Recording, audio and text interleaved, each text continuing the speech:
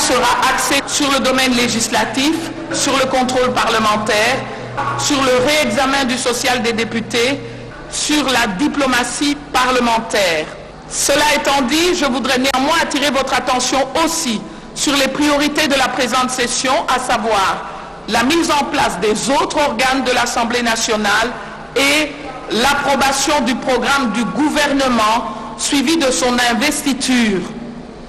S'agissant de la mise en place des autres organes, honorables députés et chers collègues, estimés collègues, après son installation, votre bureau va engager des consultations en vue de la mise en place de ces autres organes prévus par notre règlement intérieur, notamment les commissions permanentes, les groupes parlementaires, le comité des sages.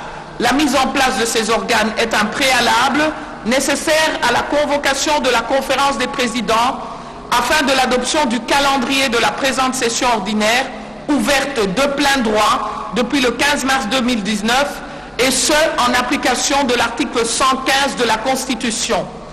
En ce qui concerne la mise en place des bureaux des commissions permanentes, leur constitution tiendra compte notamment des équilibres politiques, provinciaux, mais aussi de la représentation de la femme et des jeunes députés, sans oublier le critère de performance. S'agissant de l'approbation du programme du gouvernement, chers collègues, comme vous le savez, à l'issue des élections tenues le 30 décembre 2018 et l'installation des deux chambres du Parlement, la RDC est dans l'attente de la mise en place du gouvernement.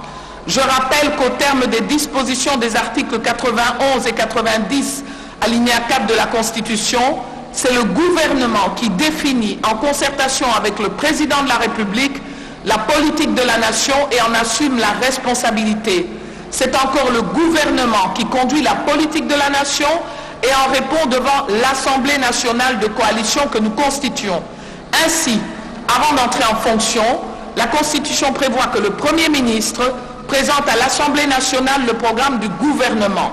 Lorsque ce programme est approuvé à la majorité absolue des membres qui composent l'Assemblée nationale, celle-ci investit le gouvernement. Avec tout respect et esprit de collaboration, il revient donc aux institutions compétentes de faire la diligence voulue afin de permettre l'investiture du gouvernement avant la clôture de la présente session. Et dans ce nouveau cadre en élaboration, je rappelle que nous aimerions, nous, en tant qu'hémicycle, contribuer en mettant l'accent sur la bonne gouvernance économique et politique, la paix et la sécurité, la justice, ainsi qu'un espace plus porteur pour notre jeunesse et les femmes. Que Dieu bénisse la République démocratique du Congo. Je vous remercie. Original.